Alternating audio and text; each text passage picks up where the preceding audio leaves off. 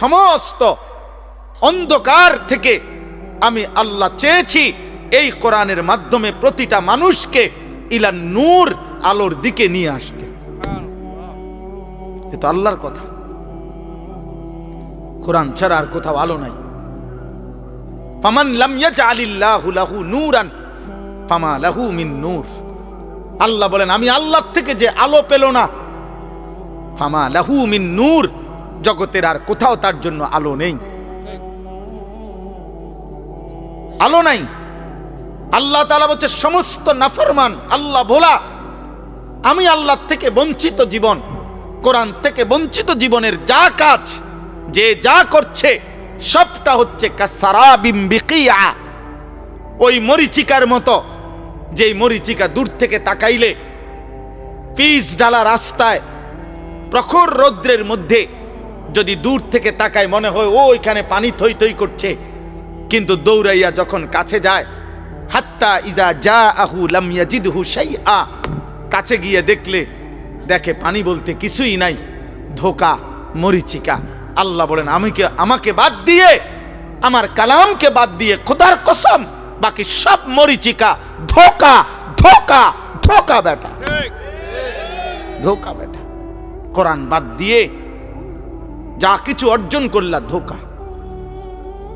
কাসারাবিম বিকিয়া। আরো বলি, আল্লাহ বলছে কারামাদিন ইশতাদ্দাত বিহির রিহু ফি ইয়াউমিন আসিফ।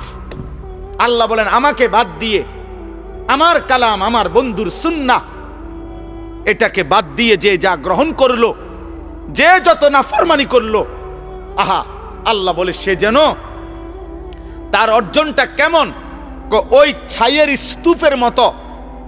ছাই বোঝেন তো না, লাকড়ির চুলার জ্বালাইবার পরে যে ছাই হয়, এই ছাই, ওই ছাইয়ের স্তূপ, যেটা বাতাসের মুখে স্তূপ দিছিল, একটু পরেই প্রচন্ড ঝড়ো বাতাস, দ্রুত গতিতে বাতাস এসে তার এই সাজানো স্তূপ ছাইয়ের পলকের মধ্যে উড়াইয়া কোথা থেকে কোথায় হারায় দিল, নিশ্চিহ্ন করে দিল। আল্লাহর কসম, আল্লাহ বলছেন আমাকে বাদ দিয়ে জীবনের যত আয়োজন সব ওই ছাইয়ের স্তূপের মতো দ্রুত গতির বাতাস এসে যা উড়িয়ে নিয়ে গেল। একদিন দেখবে কিছুই নাই, একদিন দেখে কিছুই নাই। আরো শুনেন, আল্লাহ কোরআনে বলছে আমি আল্লাহকে বাদ দিয়ে যে যা গ্রহণ করলো, সে যেন ওই মাকড়সার মতো, যে মাকড়সা একটা ঘর বানাইলো, অথচ তোমরা মানুষ জানোই এই পৃথিবীর সবচেয়ে দুর্বল ঘর মাকড়সার ঘর। 6 মাসের বাচ্চাও যেটা টান দিলে ভেঙে যায়।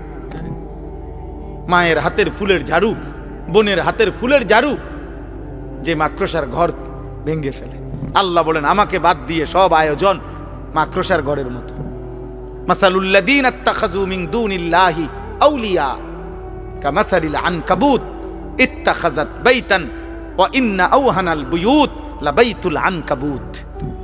আল্লাহ বলেন আমাকে বাদ দিয়ে যে যা ধরলো, সে যেন ওই মাকড়সার মতো, যে মাকড়সা একটা ঘর বানালো।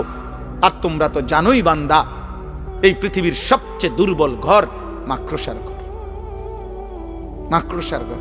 70 বছরের প্ল্যান, প্রোগ্রাম, পরিকল্পনা, 70 বছরের মাথার ঘাম, 70 বছরের বুদ্ধি, কষ্ট, চেষ্টা, তদবিরে দুনিয়া যখন সাজাইলো, মালাকুল মউত আইসা বলল আঙ্কেল চলেন, আঙ্কেল চলেন। ইন্না লিল্লাহ। কি কন? আমি নিজে সব কিছু আইনা রাখছি, আগামী রবিবার ডালাই। আমনে কোন আইজগা যাইতাম গা, এটা কি করলেন? আরে রবিবারে ডালাই আমার, আজকে মঙ্গলবার, বুধ, বৃহস্পতি, শুক্র, শনি, আর 4টা দিন মাত্র। আজরাইল বলবে আমনে যে এদূর কইছি, এটাও তো আমার দেরি হয়ে গেছে। আপনারা যে এদূর বলছি মিয়া, অন্য মানুষের তো এদূরও কই নাম না মিয়া, ফাইজলে আমি পাইছেন মিয়া, আপনি 60 ডালাই। আহা, ওয়ামাল হায়াতুদ দুনিয়া ইল্লা লাইবুন ওয়া লাহব। আল্লাহ বলে দুনিয়ার জীবন শুধুই খেলাধুলা, তামাশা। ওয়ালাদ-দারুল আখিরাতু খায়রুল লিল্লাযীনা ইয়াত্তাকুন। আল্লাহ বলে যারা যারা আমি আল্লাহকে ভয় করে বান্দা, তাদের জন্য আখিরাতের ঘর জান্নাতি হচ্ছে উত্তম। উত্তম। আল্লাহ রাব্বুল আলামিন বলেন, ওমা হাদিহিল হায়াতুদ দুনিয়া ইল্লা লাহবুন ওয়া লাইব। দুনিয়ার জীবন বান্দা আর কিছুই নয়, শুধুই তামাশা, শুধুই খেলাধুলা। ওয়া ইন্নাদ দারাল আখিরাতা লাহিয়াল হায়াওয়ান। আখিরাতের ঘর জান্নাত, সেটাই কেবল জীবন, সেটাই লাইফ, সেটাই বেঁচে থাকা। জীবনের সার্থকতা, খোদার কসম, আখিরাত, জান্নাত। জান্নাত কেন? দুনিয়ার মধ্যে বেঁচে থাকার কোনো সার্থকতা নাই, দুনিয়ার মধ্যে বেঁচে থাকার কোনো সার্থকতাই নাই, দুনিয়ার মধ্যে বেঁচে থাকার কোনো তৃপ্তি নাই, দুনিয়ার মধ্যে বেঁচে থাকার কোনো মজাই নাই, দুনিয়ার মধ্যে বেঁচে থাকার কোনো নিরাপত্তাই নাই। 24 ঘন্টা মৃত্যু যার ঘাড়ের সাথে, 24 ঘন্টা অ্যাক্সিডেন্ট যার ঘাড়ের সাথে, 24 ঘন্টা রোগ ব্যাধি যার ঘাড়ের সাথে, তার আবার আনন্দ কিসের? তার আবার ফুর্তি কিসের? সুখের অট্টালিকায় থাইকেও তো সে ভাবে মরে তো যাইতে হবে, তো তৃপ্তি কোথায়? কিন্তু জান্নাতে ঢুকলে বান্দা শুনবে আর কোনোদিন বের হইতে হবে না, আর কোনোদিন মৃত্যু হবে না, আর কোনোদিন হাঁচি কাশি হবে না, আর কোনোদিন মাথা ব্যথা হবে না, আর কোনোদিন চাহিদা অপূর্ণ থাকবে না। লাহুম মা ইয়াশাউনা ফিহা ওয়া লাদাইনা মাজিদ। আল্লাহ বলে, বান্দা তুমি যা চাইবে তাও দেওয়া হবে। তোমার চাওয়া শেষ হলে আমি আল্লাহ নিজের থেকে আরো কোটি কোটি দিতে থাকবো। এই জন্য দোস্ত আমার, ভাই আমার, বন্ধু আমার, বাজার ব্যবসা, চাকরি, উপার্জন, ঘর সংসার, স্ত্রী পরিজন, কোনোটাই হারাম না, কোনোটাই নিষেধ না। উদ্দেশ্য এই কথা বুঝানো, আখিরাত ভুলে না যাওয়া, পরকালকে ভুলে না যাওয়া। আপনাদের আরেকবার ভাবা উচিত, যুবক কিশোর, তোমাদেরও আরেকবার ভাবা উচিত। প্রত্যেকের পর্দার আড়ালের মা যারা, বোন যারা, আপনাদেরও ভাবা উচিত, ভাবা উচিত। যারা এক ওয়াক্ত নামাজ পড়েন না, আপনাদের ভাবা উচিত, কাকে সঙ্গী বানাইলেন? জীবনটা কাকে সঙ্গী বানাইয়া, কাকে অনুসরণীয় বানাইয়া? হায় মুসলমানের মা বোন, আজকে যারা প্রতিনিয়ত বাজারে মার্কেটে বেপর্দা চলতেছে, হায় রে বোন, কাকে অনুসরণীয় বানাইলা? কাকে আদর্শ বানাইয়া বেপর্দা চলছো? আজকে যুবক যাদের মাথার চুল থেকে পায়ের নখ পর্যন্ত আপাদ মস্তক আল্লাহ রসুলের সুন্নাতের খেলাফ, তো কাকে আদর্শ বানিয়ে, কাকে মডেল বানাইয়া সামনে আগাচ্ছ? কারে বন্ধু বানাইলা? কারে বন্ধু বানাইলা? একটা দাড়িবিহীন মানুষ, দাড়ি যাদের মুখে নাই, এমন একটা লোক বলুক মিয়া যে তার আদর্শকে, সে জীবনও বলতে পারবে না। পৃথিবীর প্রথম দাড়ি কাটছে কে? সে জানে না। পৃথিবীতে দাড়ি কাটার কোনো উপকারিতা আছে কিনা পৃথিবীর কোনো গবেষণায় প্রমাণিত হয় নাই, পৃথিবীর কোনো দার্শনিক পণ্ডিত বলে নাই। তো বলে কেন? এমনি এমনি।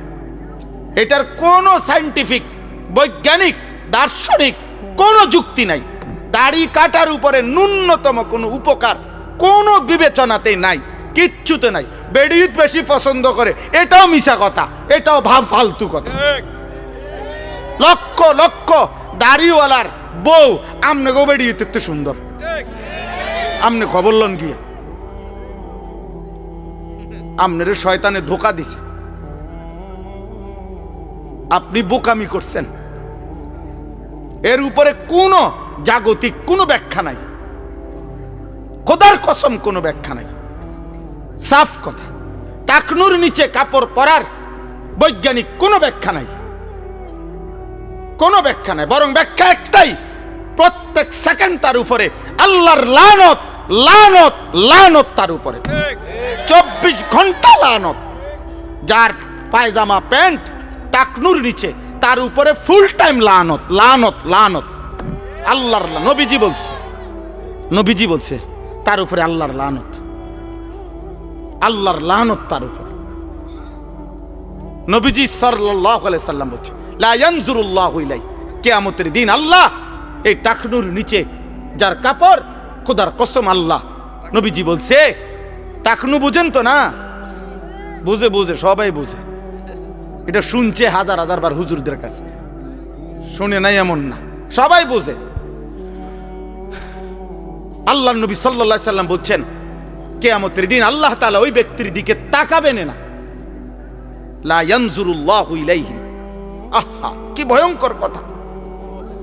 ওয়ালা ইউযাক্কিহিম ওয়ালা ইউকাল্লিমুহুম, আল্লাহ তাদের দিকে তাকাবেন না, আল্লাহ তাদেরকে গুনাহ থেকে পবিত্র করবেন না, আল্লাহ তাদের সাথে কথাও বলবেন না। ডাক দিবেন না ফরমান, আরে মাওলা তো একটা কথা বলতে দেন, আল্লাহ ফেরেশতাদেরকে বলবে, ওরে সরা সরা এন থেকে বেটা, ওরে আমি দেখবো না, ওরে আমি নিষেধ করি নাই, ওরে কি খুব কঠিন কোনো কথা কইছিলাম? বলছিলাম টাকনুর উপরে কাপড়টা পরতে, এটার মধ্যে আমি বাড়াবাড়ি কঠিন কি? হাঁটুর অল্প একটু উপরে, টাকনুর উপরে পড়তে বলছি আমি তারে বেশি কঠিন কি বলছিলাম? আমার কথা পাত্তা দিল না কেন? যা, তোর সাথে কথা নাই, তোর সাথে কথা নাই। নিজের চালাক মনে করেন, আর চালাকের উপরে যুক্তি দেন, তাহলেও তো আমার মনটার বুঝাইতাম। আপনি তো নিজের ভদ্রলোক, ঠিক আছে, আপনি এটার উপরে যুক্তি দাঁড় করান যে না হুজুর এর সায়েন্টিফিক ব্যাখ্যা আছে, বৈজ্ঞানিক ব্যাখ্যা আছে টাকনুর নিচে কাপড় পরার, এর উপকারিতা আপনি শুনেন। আপনি হয়তো জানেন না, আপনারা হুজুর মানুষ। হ্যাঁ আমি হুজুর মানুষ, আমি কম জানি, আপনি বেশিটা কম। আপনি বলেন, কোনো যুক্তি নাই বাবা, কোনো যুক্তি নাই আব্বা। একটা ছেলে মনে রাখো, জেনারেল পড়ুয়া এক ছেলে মনে রাখো, দুশ্মন তোমারে ধোকা দিছে, ধোকা। আমাকে বাধা দেওয়ার মা বাবা আত্মীয় স্বজন, এটা আমার জীবনের সবচেয়ে বড় ক্রেডিট, আমার যৌবনের অহংকার। এটা আমার বাপের ক্ষমতা নাই, আমার মার ক্ষমতা নাই, আমার স্বজন কারো ক্ষমতা নাই আমারে কিছু বলবে। এটা সে মনে করছে অনেক বড় কৃতিত্ব। আল্লাহর কসম এটা কৃতিত্ব না, এটা তোর উপরে আল্লাহর লানত। আল্লাহর লানত পড়ার কারণে তোর স্বজন সবাই তোর থেকে মুখ ফিরায় নিছে। কারো আর বিষয়টা এমনই যে জাহান্নামের আগুনের কাছে চলে গেছে, কেউ ভাবতেও আসে না যে ওরে টেনে ধরা দরকার। যা পড়ে যা, বাদ দে, খালি বেল আগুনে পুড়ুক না রে, ডুবে মরুক, বাদ দে বেটা। আমরা কিতাবে পড়ছি, শেখ সাদি রাহমাতুল্লাহ আলাইহি বলতেন, ইন্না মিন আযমি নিআমিল্লাহ আলা আবদিহি আন ইউওয়াফিকাহু লিসুহবাতিল আখিয়ার। আল্লাহ তাআলা কোন বান্দার উপরে শ্রেষ্ঠতম নিয়ামত দিয়েছেন, কোন বান্দার উপরে এটা একটা আল্লাহর একটা বড় নিয়ামত কারো উপরে, যে আল্লাহ কাউকে একজন নেককার, ইমানদার, মুত্তাকি, অভিভাবক, সঙ্গী, আপনজন তার জন্য জুটায় দিছেন। এটা তার উপরে আল্লাহর বড় নিয়ামত, যে তাকে টেনে ধরে না, তুমি এটা করতে পারবা না, এটা হারাম, এটা হালাল, যে তাকে আল্লাহ চিনায়, আখিরাত চিনায়। হ্যাঁ, এবং তিনি বলেছেন, ওয়া ইন্না উকুবাতাহু আলাইহি, কোন মানুষের উপরে আল্লাহ তাআলার একটা দুনিয়াবী শাস্তি, আন ইয়াবতালিয়াহু বিসুহবাতিল আশরার, আল্লাহ তাকে মন্দ লোকের সংস্পর্শে পরীক্ষায় ফেলে দিবেন। আহারে এবার জানি সে বাঁচে কিনা, কারণ যার লগে সে চলতে শুরু করছে হয়তো তারে জাহান্নামে নিবে। এই নেশাখোরের লগে থাইকা সে আল্লাহ পাবে কেমনে? এই জুয়ারির লগে থাইকা সে আল্লাহ পাবে কেমনে? এই উলঙ্গ ছবি দেখনেওয়ালা এই বখাটে যুবকের সাথে চইলা আহারে ও আল্লাহ পাবে কেমনে? এই বেপর্দা, বেহায়া, বেশরম মেয়ে এ তো প্রেমের ফাঁদে পেলে তার জীবন, যৌবন, অর্থ, সম্পদ, শক্তি, সামর্থ্য সব শেষ করে একদিন তো তারে পথের ফকির বানায় দিবে, ফকির বানায় দিবে। এটা কোনো মানুষের উপরে আল্লাহর শাস্তি, যাকে আল্লাহ তাআলা কোনো মন্দ লোকের সংস্পর্শে পরীক্ষায় ফেলে দিছে। আন ইয়াবতালিয়াহু বিসুহবাতিল আশরার। এজন্য দোস্ত, এটা বহুত বড় নিয়ামত বুঝা যে আমি আল্লাহ চিনি কিনা, আমার আখিরাত মনে পড়ে কিনা, 24 ঘন্টায় যার কখনো আল্লাহর কথা মনে পড়ে না, এ তোর কেমন জীবন বেটা? তুই কিসের মুসলমান বেটা? 24 ঘন্টায় যার একটা সেজদা দিবার কথা মনেই আসে না, মনেও পড়ে না, এটা মানুষ না জানোয়ার? জিজ্ঞেস করা দরকার, বুঝেন নাই? এটা মানুষ না জানোয়ার? জিজ্ঞেস করা দরকার। 365 দিনে যার একবারও মনেও পড়ে না যে আমি তো মুসলমান, আমার উপরে ফজরের নামাজ ফরজ, এক বছরে এটা কিসের মানুষ? এটা কিসের মুসলমান? কিসের মুসলমান? ভাত খায়, ঘুম যায়, পেশাব পায়খানা করতে, তো এগুলা তো সকলেরই পূরণ হয় বেটা। দুনিয়া ভোগ করে, আরে তো দুনিয়া তো জানোয়ারও ভোগ করে, দুনিয়া তো গরু ছাগলও ভোগ করে মিয়া। দুনিয়া ভোগ করে আশ্চর্য কি বলেন? থাক পিছেই বসে, ওনার রুগী নেই। চলেন বলেন আলহামদুলিল্লাহ। অতএব ভাই আমার, বাবা আমার, নওজোয়ান সাথী, আমি অনুরোধ করছি, আমার প্রথম কথা এটা শুরু করলাম, প্রথম কথা এটা শুরু করে দিলের মধ্যে যেন আখেরাত মনে পড়ে, মালিকের কথা মনে পড়ে, আল্লাহর কথা যেন মনে পড়ে। জীবনটা শুধুই শুধু সারাক্ষণ তামাশায় তামাশায় যেন না কাটে। আল্লাহ তাআলা কোরআনুল কারীমের মধ্যে এটা বলছেন, বান্দা ইয ক্বালা লাহু কওমুহু লা তাফরাহ ইন্নাল্লাহা লা ইউহিব্বুল ফারিহিন। অহংকার করো না বান্দা, আল্লাহ অহংকারীকে পছন্দ করেন। ওয়ালা তামশি ফিল আরদি মারাহা, জমিনে অহংকার গর্ব করে চলো না। ইন্নাকা লান তাখরিকাল আরদা ওয়া লান তাবলুগাল জিবালা তুলা। আল্লাহ বলে বান্দা বড়াই করো না, যত বড় গর্বই করো না কেন, অহংকার করে তুমি পায়ের তালু দিয়ে কিংবা বুট জুতার শক্ত জুতা দিয়েও তো এই জমিন ফাটাইতে পারতা না, আর মাথা উঁচা করে ঘাট লম্বা করে তো পাহাড়ের সমান উচ্চতায় পৌঁছতে পারত না। অহংকার করো কেন? এক বুজুর্গ এক যুবককে আল্লাহর পথে চলতে বলছিলেন, আর ওই যুবক বলছিল, আপনি চিনেন আমি কে? হাল তারিফুনি, আপনি চিনেন আমাকে, আমি কে? কথা বলে। তখন ওই আল্লাহর প্রিয় বান্দা বলছে, হ্যাঁ যুবক, আমি তোকে চিনি, আমি তোর পরিচয় বলতেছি, শোন। আউয়ালুকা নুতফাতুন কাযিরা, তোর শুরু হইল দুর্গন্ধময়, বিশ্রী দুর্গন্ধময় নাপাক এক ফোঁটা বীর্য। ওয়া আখিরুকা মাইতাতুন গালিযা, আর তোর শেষ পচা লাশ। ওয়া বাইনা যালিকা তাহমিলুল আযরা, আর মাঝখানে হায়াতের এই সময়টুকু তুই পেটে বহন করছিস কিছু পায়খানা। এই হলো তোর পরিচয়। কিসের অহংকার করছিস বেটা? শুরুটা যার দুর্গন্ধময় নাপাক বীর্য থেকে, শেষটা হয়ে যাবে যার পচা গন্ধা লাশ, মাঝখানে যার পেটে 24 ঘন্টা পায়খানা। আল্লাহ তাআলা যদি কুদরতি ভাবে ডেকে না রাখতেন, এক জাররা ছিদ্র করে দিতেন, তো তোর নাপাক দুর্গন্ধে তোর গোটা দেশ, সমাজ, মহল্লা দুর্গন্ধ হয়ে যেত। তো বড়াই করছো কেন? কিসের বড়াই করছেন? আল্লাহ আমাদেরকে বুঝ দান করেন। প্রিয় ভাই, প্রিয় নওজোয়ান, পর্দার আড়ালের মা বোন, বয়স্ক বাবা, প্রত্যেকের এটা উচিত, আমাদের এটা ভাবা, আমাদের এটা ফিকির করা, কে আমি, কোত্থেকে আসলাম, আমাকে কে পাঠাইলেন, কেন পাঠাইলেন। আত্ম উপলব্ধি, আমি এই কথাটাই শুরু করছিলাম যে আল্লাহ তাআলা কোরআনুল কারীমের মধ্যে বারবার বলছে, বান্দা আমি চাচ্ছিলাম তুমি উপদেশ গ্রহণ করবে। এতগুলো কথা আমি আল্লাহ নাজিল করছি উপদেশের জন্য, তোমার দিল নাড়াইবার জন্য, তোমার কলিজা যেন নড়ে, বিবেক যেন নড়ে।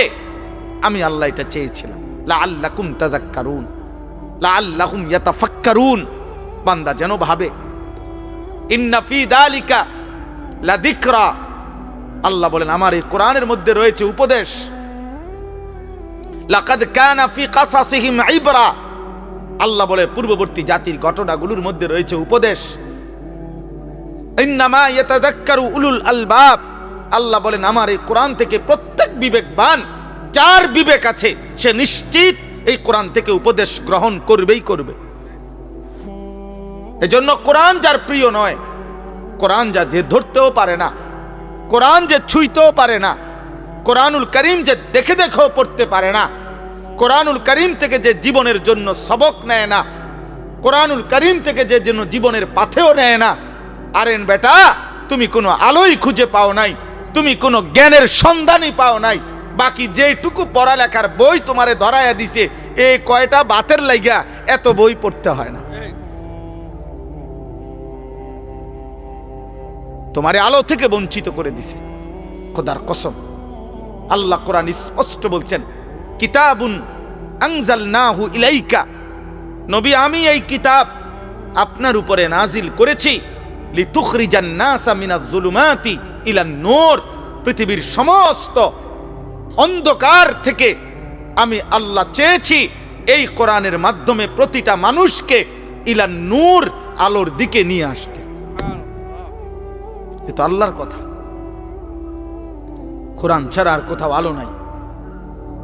ফামান লাম ইয়াজআলিল্লাহু লাহু নূরান ফামা লাহু মিন নূর, আল্লাহ বলেন আমি আল্লাহ থেকে যে আলো পেল না, ফামা লাহু মিন নূর, জগতের আর কোথাও তার জন্য আলো নেই, আলো নাই।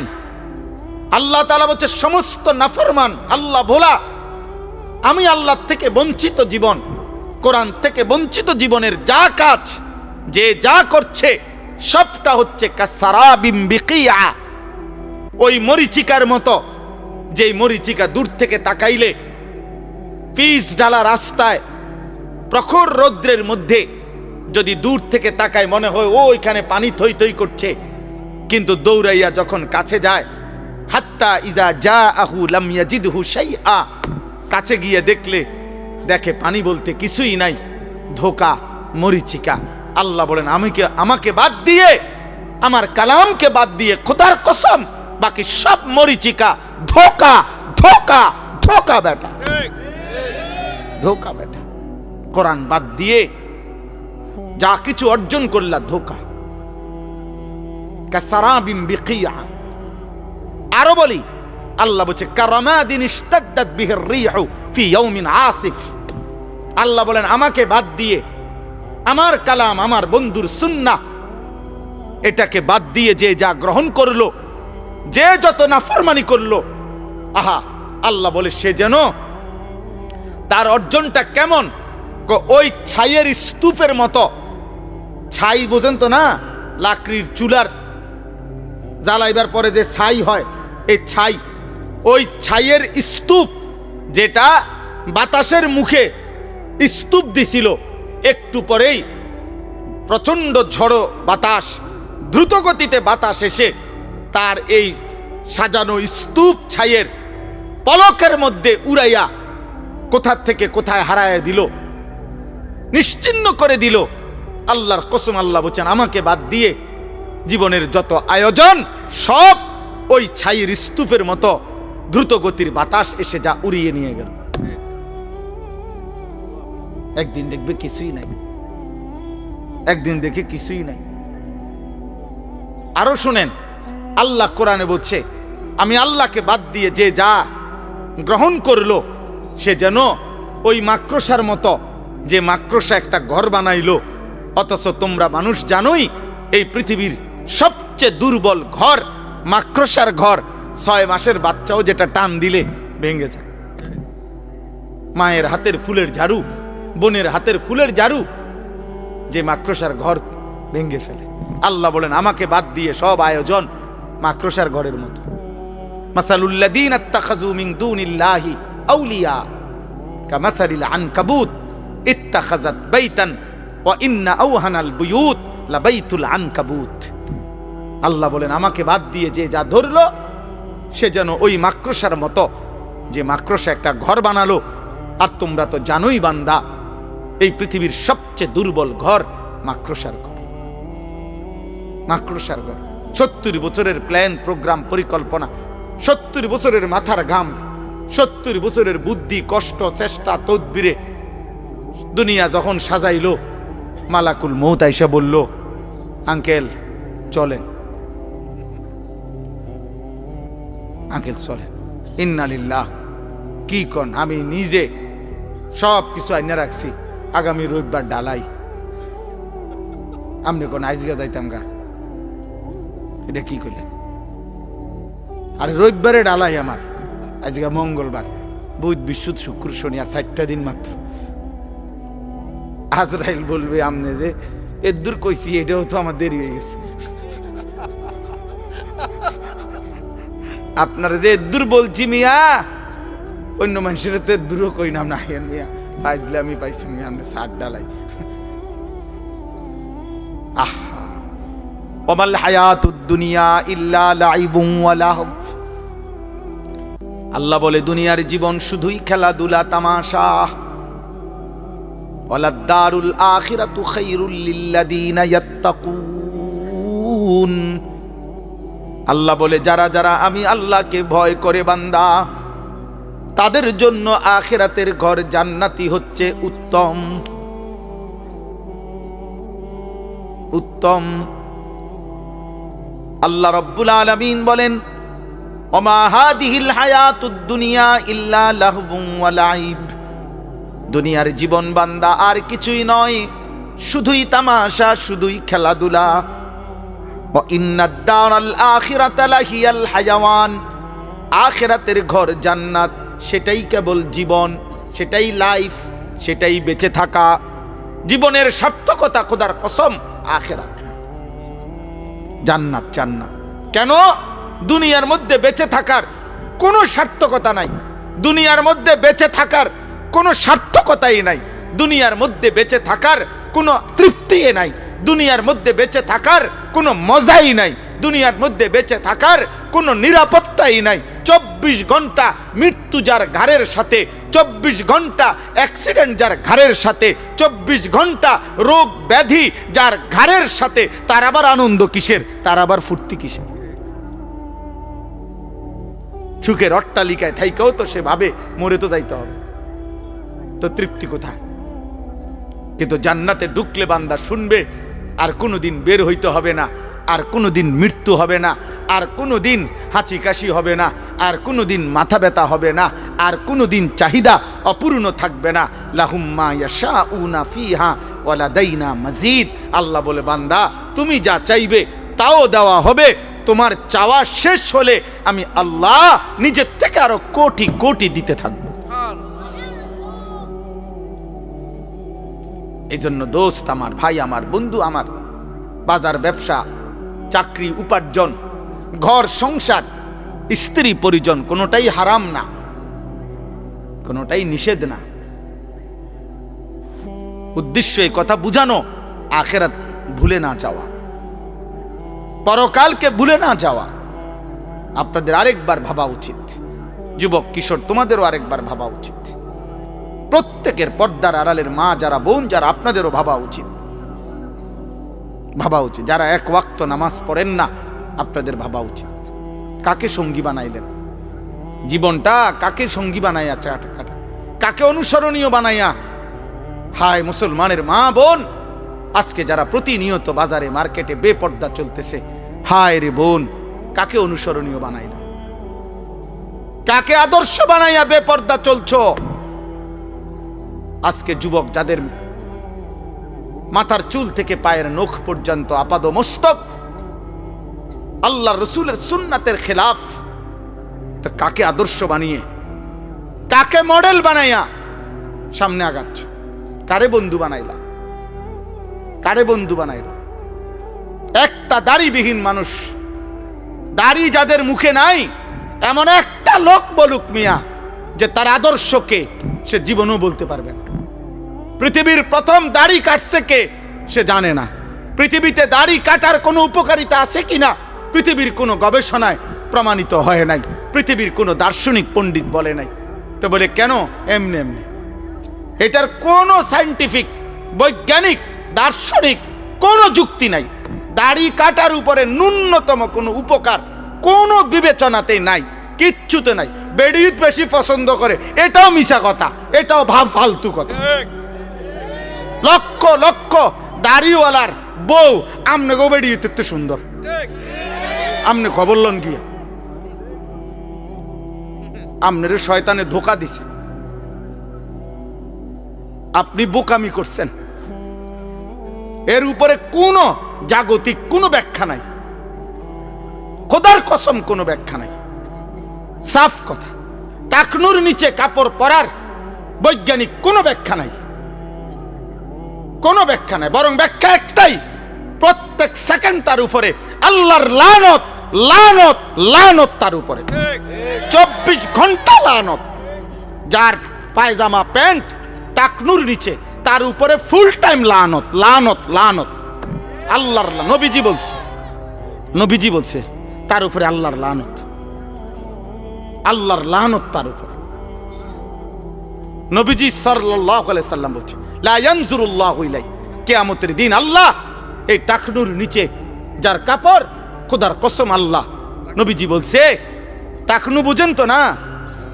বুঝে, বুঝে, সবাই বুঝে। এটা শুনছে হাজার হাজার বার হুজুরদের কাছে, শুনে নাই এমন না, সবাই বুঝে।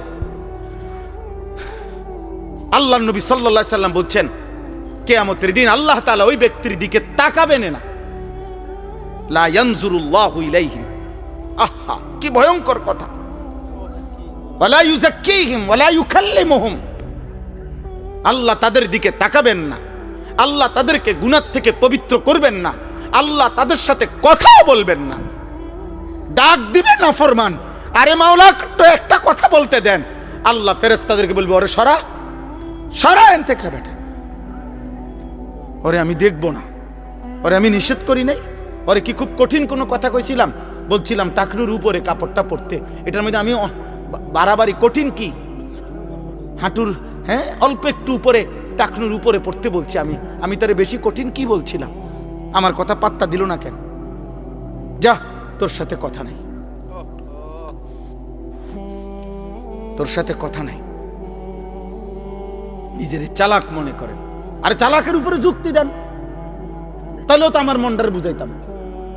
আপনি তো নিজের ভদ্রলোক, ঠিক আছে, আপনি এটার উপরে যুক্তি দাঁড় করান যে না হুজুর, এর সায়েন্টিফিক ব্যাখ্যা আছে, বৈজ্ঞানিক ব্যাখ্যা আছে টাকনুর নিচে কাপড় পরার, এর উপকারিতা আপনি শুনেন। আপনি হয়তো জানেন না, আপনারা হুজুর মানুষ। হ্যাঁ, আমি হুজুর মানুষ, আমি কম জানি, আপনি বেশিটা কম। আপনি বলেন, কোনো যুক্তি নাই বাবা, কোনো যুক্তি নাই আব্বা। একটা ছেলে মনে রাখো, জেনারেল পড়ুয়া এক ছেলে মনে রাখো, দুশ্মন তোমারে ধোকা দিছে, ধোকা। ফ্যাশনের নামে ধোকা, ইউরোপের সমস্ত ফ্যাশন ধোকা, বেঈমানের সমস্ত ডিজাইন ধোকা, ধোকা বেটা, ধোকা বেটা। একটাও কোনো ফ্যাশন না বেটা, বেঈমান ধোকা দিছে বেটা তোরে। ধোকার প্রথম প্রমাণ হইল যে সে ডিজাইন বদলায় এলায়। গত 3 মাস আগে কইল এটা হইলো সেরা চুলের ডিজাইন, এখন আইয়া কয় 3 মাস পরে কয় এটা এখন চলে না। কি রে বেটা, তুই যদি কইলি চলে, এখন কয় চলে না,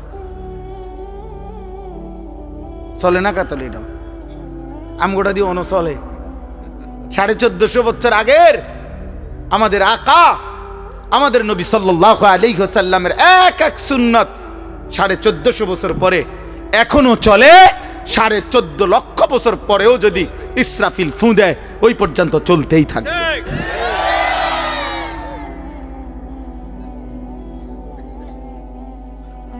হযরত মাওলানা জিয়াউর রহমান ফারুকি রাহমাতুল্লাহ আলাইহি এই উপমহাদেশের একজন বড় বুজুর্গ ছিলেন। তিনি বলেছিলেন এই কথা, সুন্নাত আজীবন আন্তর্জাতিক, সুন্নাত আজীবন চলমান থাকবে। প্রত্যেক বিদআত, প্রত্যেক মানুষের আবিষ্কৃত বিষয়, সেটা ক্ষণিকে ক্ষণিকে বদলাবে, বদলাবে।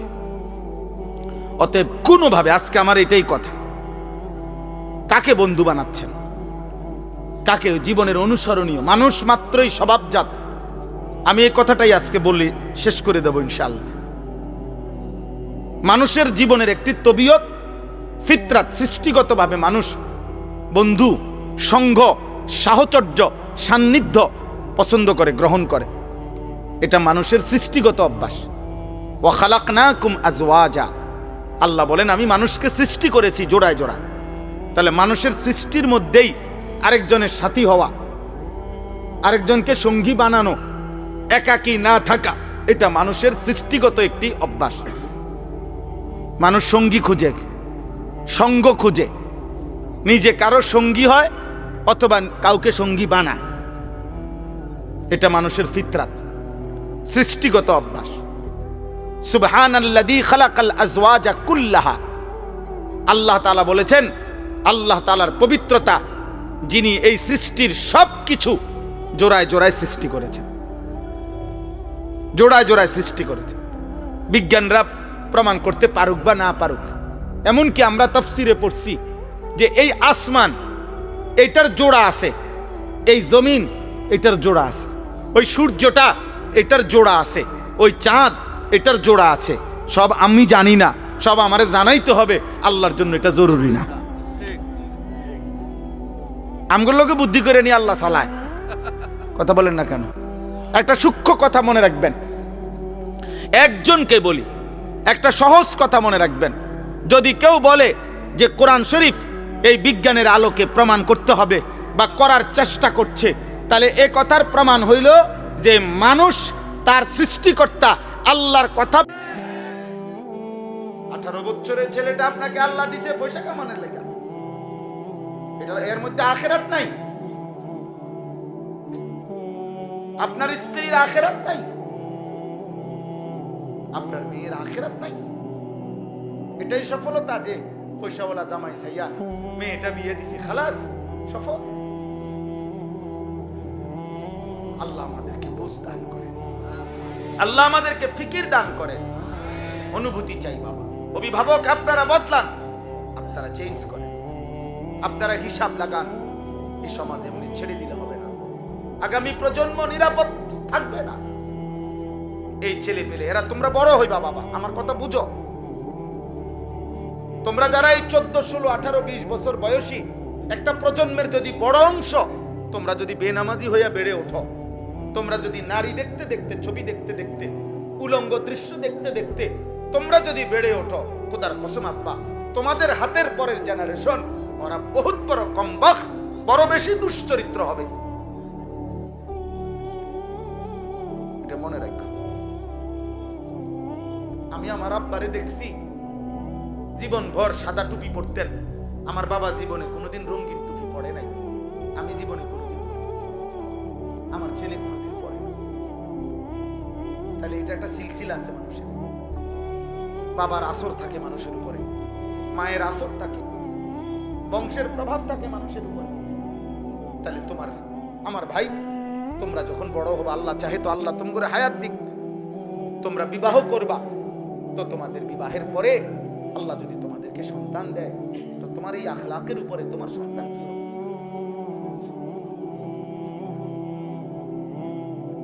বলো ভাই। একটা ছেলে ভাই, আল্লাহ তৌফিক দান করে। চলেন এই আয়াতগুলোর অর্থ শুনে। আল্লাহ তাআলা বলেন সূরা কাসাস 28 নম্বর সূরা, দেরি করব না, শুধু অর্থ বলবো। 20 নম্বর পারা, সূরা কাসাস 28 নম্বর সূরা, 51 থেকে 56, 6টি আয়াত পড়ছি। এই তরজমা আগে 1 মিনিট তরজমার জন্য সুবিধার্থে 2 মিনিট একটা কথা বলি। আমাদের নবী সাল্লাল্লাহু আলাইহি ওয়াসাল্লাম, ওনার সাহাবারা, নবীজি সহ প্রকৃত বড় যে হিজরত করছেন সেটা হলো মক্কা থেকে মদিনায়। কোথায়? কিন্তু এর আগে সাহাবারা নবীজির নির্দেশে আরেকটি হিজরত করছিলেন, সেটা হলো মক্কা থেকে আবিসিনিয়া, হাবাসা, আবিসিনিয়া এলাকা। ওইখানকার বাদশাহ ছিল বাদশাহ নাজ্জাশী, যিনি খ্রিস্টান ছিলেন, এবং তার উজির, সভাসদ, তারাও ছিল খ্রিস্টান। ওইটা খ্রিস্টান অধ্যুষিত এলাকা ছিল। বর্তমান মানচিত্রে এটার নাম হলো ইথিওপিয়া। আমার আল্লাহর ঘরে একজন মাওলানা দেখছিলাম আমরা, ইথিওপিয়া আলেম। তো এই ইথিওপিয়া মানে আবিসিনিয়া বলতো আগে, হাবাসা, এই হাবশার মধ্যে আল্লাহর নবী সাল্লাল্লাহু আলাইহি সাল্লামের আদেশে নবীজি সাল্লাল্লাহু আলাইহি সাল্লামের নবুয়তের ৭ম বছর সাহাবায়ে কেরাম প্রায় ৭২ থেকে ৭৪ জন ওনারা মক্কা থেকে সেখানে হিজরত করে গেছিলেন। তো তারা যখন, আমি সংক্ষেপে বলতেছি, তারা যখন হিজরত করে চলে গেছে মক্কা ছেড়ে ওই এলাকায়, এই খ্রিস্টানদের এলাকায় নিরাপত্তার জন্য, ওই বাদশা খুব ন্যায়পরায়ণ ছিল, এই নাজ্জাশী বাদশা। তো মক্কার 2 জন কুরাইশ নেতা, কাফের নেতা মক্কায়, তারা ওই আবিসিনিয়ায় গেছে নাজ্জাশী বাদশার কাছে অভিযোগ নিয়ে যে আপনার এলাকায় আমাদের এলাকার থেকে কিছু দুষ্কৃতিকারী, কিছু মনে করেন চোর ডাকাতের মতো বলে আর কি, বা কিছু খারাপ চরিত্রের লোক আমাদের এলাকার থেকে ভাইগা আপনার এলাকায় এসে আশ্রয় নিছে, আপনি তাদেরকে আমাদের কাছে ফিরায় দেন, নয়তো আপনার এলাকার নিরাপত্তা শূন্যতা হবে। তো নাজ্জাশী বাদশা খ্রিস্টান, সে বলতেছে যেই আসুক আমি সরাসরি তার মুখ থেকে তাদের আত্মপক্ষ সমর্থনের সুযোগ না দিয়া আমি তোমাদের হাতে তুলে দেব না, বাইর করব না, করার কথা বলে রাখো, আমি শুনি কি কইতে চান। তো বাদশা নাজ্জাশী তখন ওই সাহাবায়ে কেরামের এই জামাতকে খবর দিছে যে তোমাদের বিশেষ একটা প্রতিনিধি বাদশার দরবারে আসো এবং তোমাদের কথা বলো, তোমরা কোত্থেকে আসছো, কেন আসছো, কি হয়েছে, তোমাদের ঘটনা বলো। এখন ৭২ জন সাহাবীর পক্ষ থেকে রাসূলুল্লাহ সাল্লাল্লাহু আলাইহি ওয়াসাল্লামের আপন চাচাতো ভাই হযরত জাফর ইবনে আবি তালিব রাদিয়াল্লাহু তাআলা আনহু, জাফর এই মুতার যুদ্ধে যিনি শাহাদাত বরণ করছিলেন, নবীজির আপন চাচাতো ভাই, মানে আলী রাদিয়াল্লাহু তাআলা আনহুর ভাই জাফর, এই উনি নেতৃত্ব দিয়ে আরো 10-12 জন নিয়ে বাদশার দরবারে আসছে। আয়েশা বাদশা এবার বলছে যে এই 2 জনকে চিনো? বলছে হ্যাঁ চিনি, ওরা আমাদের এলাকা, ওই যে কুরাইশ যে কাফের 2 জন আইছে না, ওরা, ওদেরকে চিনো? হ্যাঁ চিনি, আমাদের। আচ্ছা, এখন তোমরা কেন আসলা এই এলাকায়, আর তোমরা কি ছিলা, কি হইল, কেন আইলা? তখন তাফসীরের মধ্যে আছে হযরত জাফর ইবনে আবি তালিব রাদিয়াল্লাহু তাআলা আনহু একটা লম্বা ভাষণ দিছে এই বাদশার দরবারে। বলেছে, বাদশা আমরা চরিত্রহীন ছিলাম, লম্পট ছিলাম, নারী, জিনা, ব্যভিচার, মদ, জুয়া, হত্যা, খুন, চুরি, ডাকাতি, রাহাজানি, মারামারি, হানাহানি, এই ছিল আমাদের জীবন। আমরা এটাই করতাম। আমাদের জীবন ছিল নারী, নেশা, মারামারি, এই 3 জিনিস এবং যাবতীয় পাপ।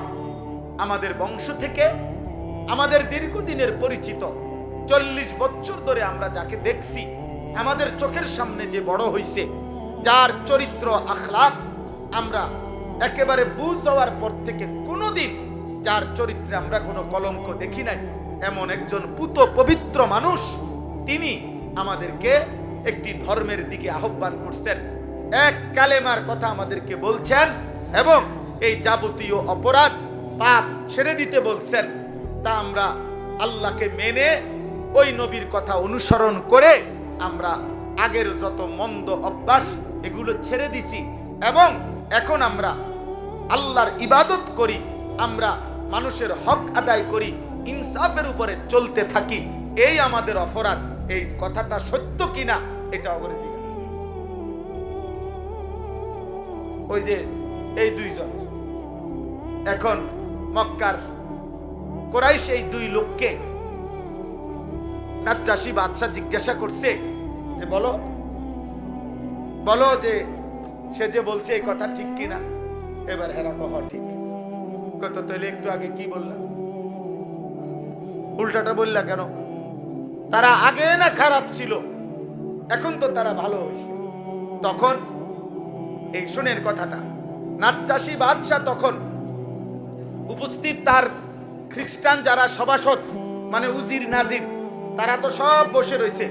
তো তাদের সামনে বাদশাহ নাজ্জাশী তখন তিনি বললেন ওই যে জাফর রাদিয়াল্লাহু তাআলা আনহুকে, যে তাহলে তোমাদের সেই নবীর উপরে নাজিলকৃত যে কিতাব কোরআন, আসমানি কিতাব, এটা আমার একটু শোনাও তো। তো তখন হযরত জাফর রাদিয়াল্লাহু তাআলা আনহু সূরা মারইয়াম, যেখানে আল্লাহ তাআলা হযরতে মারইয়াম এবং ঈসা আলাইহিস সালামের কথা উল্লেখ করছেন, তারা তো উনারই মানে, কথা বুঝছেন কিনা? উনারে মানে না, খ্রিস্টানরা ঈসা এবং মরিয়মকে মানে। এই সূরাটা তেলাওয়াত করছে আল্লাহর দয়ায়, তিনি তেলাওয়াত করছেন আল্লাহর কোরআন। আর নাজ্জাশী বাদশার দুই গাল দিয়া, চোখ দিয়া অঝরে পানি ঝরতেছিল।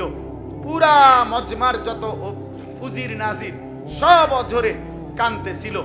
যখন তেলাওয়াত থামছে, তখন তিনি বললেন নাজ্জাশী যে আল্লাহর কসম, আমি তোমাদের নবীর নাজিলকৃত এই কোরআনের কথা আমি সর্বান্তকরণে মেনে নিলাম। উপস্থিত অনেক লোক এবং বাদশা কালেমা পড়ে ঈমানদার হইলেন। এরপরে আল্লাহর নবী সাল্লাল্লাহু আলাইহি সাল্লাম যখন নিজে সশরীরে মক্কা থেকে মদিনায় হিজরত করে গেলেন, মদিনায় হিজরতের 7 বছর পর 7ম হিজরিতে মদিনার ইহুদিদের সাথে সাহাবাদের নবীজির একটা চূড়ান্ত যুদ্ধ হয়েছিল, খায়বরের যুদ্ধ। এই খায়বরের যুদ্ধে আল্লাহ তাআলা যখন মুসলমানদেরকে বিজয় দিয়েছেন, এই বিজয়ের পরপর তখন ওই আবিসিনিয়াতে যে সাহাবীরা এতদিন ওইখানে ছিল, উনারা আর ওইখান থেকে যারা খ্রিস্টান ধর্ম থেকে মুসলমান হয়েছে, এরকম একটা প্রতিনিধি দল মদিনায় আল্লাহ রাসূল সাল্লাল্লাহু আলাইহি সাল্লামের কাছে আসছে। এখানে আসছে আর কি, মদিনায় এখন আসছে। আসার পরে তারা আল্লাহর নবী সাল্লাল্লাহু আলাইহি ওয়াসাল্লাম ওনার কাছে তারা বলছে, আমরা আপনার প্রতিনিধির হাতেই আমরা প্রথম তেলাওয়াত আল্লাহর কোরআন শুনেই আমরা কালেমা পড়ছি, এবং আমরা ইতিপূর্বেও আমাদের নবী ঈসার উপরে নাজিলকৃত ইনজিল এবং আমাদের নবী ঈসাকে আমরা আপনার কোরআনের বর্ণনা যেরকম ঈসা নবীর ব্যাপারে আল্লাহর বান্দা, তিনি আল্লাহর পুত্র না, আমরা ঠিক এটাই মানতাম এবং ইনজিল আমরা মেনে নিছি। আবার আপনার কোরআনও মানলাম, আপনার উপরও আমরা ঈমান আনলাম। আমরা কারো সাথে মন্দ আচরণ করি না। আমরা আপনার জন্য এখন আমাদের আর্থিক সম্পত্তি থেকে সাদাকা করতে চাই, দান করতে চাই। আমরা আমাদের আখলাক ওনাদের সংস্পর্শে আমরা শুনাইলাম। এই কথাগুলো যখন শুনাইছেন, তখন আল্লাহ তাআলা কোরআনুল কারীমের এই আয়াতগুলো নাজিল করে এই মানুষগুলো যারা আসছে, যারা আগে নবীর উপরে ঈমান রাখছে, ইনজিল মেনে নিছে, এখন আবার পুনরায় কোরআন শুনেই মেনে নিছে, নবীজিকেও মেনে নিছে, আল্লাহ তাদের প্রশংসা করতে গিয়ে কোরআনুল কারীমের এই আয়াতগুলো নাজিল করেছে। এবার দেখেন তরজমা। আল্লাহ তাআলা বলেন, ওয়ালাকাদ ওয়াসালনা লাহুমুল কওলা লাআল্লাহুম ইয়াতাযাক্কারুন। আল্লাহ তাআলা বলেন, আমি আল্লাহ আমার কোরআনের মধ্যে যাবতীয় কথা বারংবার বলেছি। কোনো কথাই আমি অস্পষ্ট, অগোছালো, সামান্য ইঙ্গিত, অল্প স্বল্প বলে ছেড়ে দেই নাই। প্রত্যেক কথা আল্লাহর প্রতি ঈমান, রাসূলের প্রতি ঈমান, আখিরাতের প্রতি ঈমান, যা বলা দরকার তা বারবার বারবার বারবার, এই ওয়াসালনা শব্দের অর্থ বারবার বারবার বলেছি, যেন আমার বান্দার কলিজায় ঢোকে, যেন প্রত্যেকেই আমি আল্লাহর কথা থেকে উপদেশ গ্রহণ করতে পারে। এবার আল্লাহ বলেন, বন্ধু আপনাকে শুনাইতেছি, আল্লাযীনা আতাইনাহুমুল কিতাবা মিন ক্বাবলিহি ওয়া হুম বিহি ইউমিনুন। যে মানুষগুলো আপনার সামনে আছে, এরা ইতিপূর্বে আমি যেই আসমানি কিতাব নাজিল করেছিলাম ইনজিল, তার উপরে ঈমানদার ছিল। ওরা না বললো আমরা ছিলাম, আল্লাহ স্বীকৃতি দিছে, হ্যাঁ এরা ছিল। ওয়া ইদা ইউতলা আলাইহিম, আবার যখন তাদের সামনে আমার কোরআন তেলাওয়াত করা হলো, ক্বালু আমান্না বিহি, এরা সাথে সাথে বলছে আমরা এটাও মেনে নিলাম। ইন্নাহুল হাক্কু মির রাব্বিনা, এই কোরআন নিশ্চয়ই আমাদের আল্লাহর পক্ষ থেকে সত্যি সত্যি নাজিল হয়েছে। সুবহান। ইন্না কুন্না মিন ক্বাবলিহি মুসলিমিন, ইতিপূর্বেও আমরা আল্লাহর আনুগত্যই ছিলাম, আজ আমরা নতুন করে আখিরি নবীকেও মেনে নিলাম, কোরআনকেও মেনে নিলাম। আল্লাহ বলে, বন্ধু এবার তাদের পুরস্কার শুনেন। উলাইকা ইউতাউনা আজরাহুম মাররাতাইন।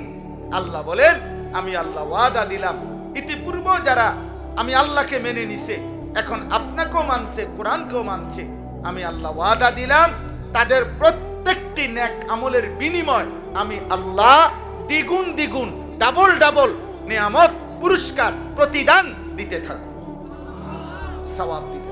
তাদের প্রত্যেক আমলের ডাবল ডাবল নেকি, প্রত্যেক আমলের কি। এজন্য পূর্ববর্তী দিন যদি কেউ ইয়াকিনের সাথে মেনে আবার ইসলাম গ্রহণ করে, কালেমা গ্রহণ করে, কোরআন গ্রহণ করে, আল্লাহ বলেন তার প্রথম পুরস্কার হলো তার সব আমল ডাবল ডাবল নেকি।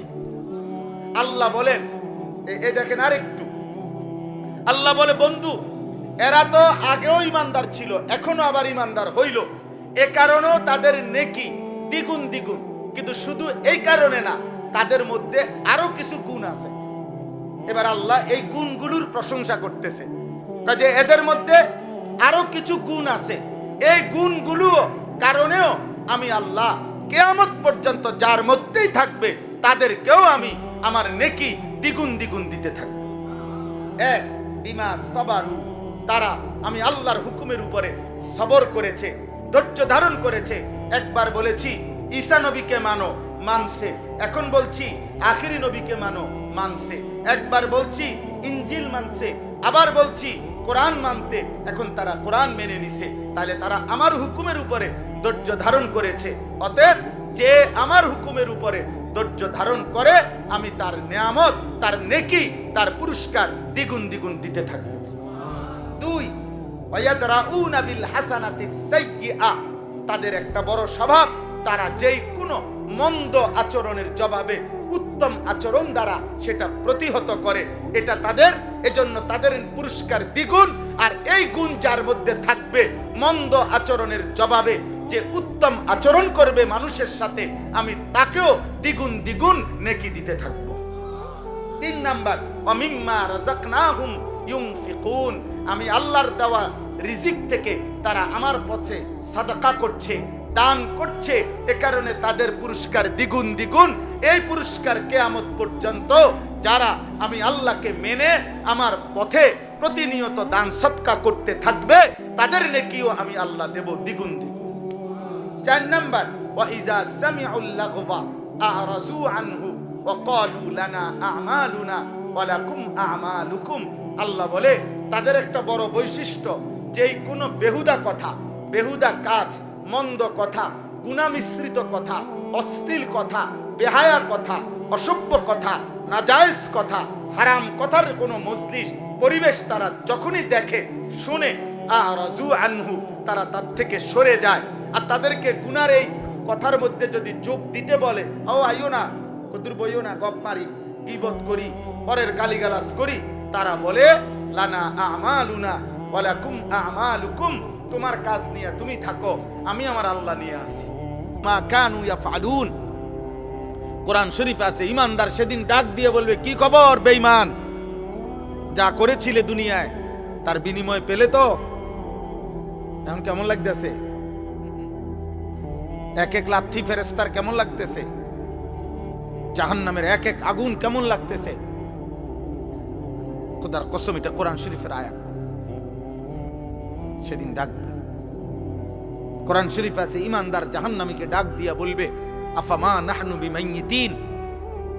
আর কোনদিন মানুষ অনেক সময় লজ্জিত হইলেও অনেক সময় কয়, আচ্ছা দেখমু বেটা, মাতবরি করস, কয়দিন এরম বিপদ তোরও হইতারে।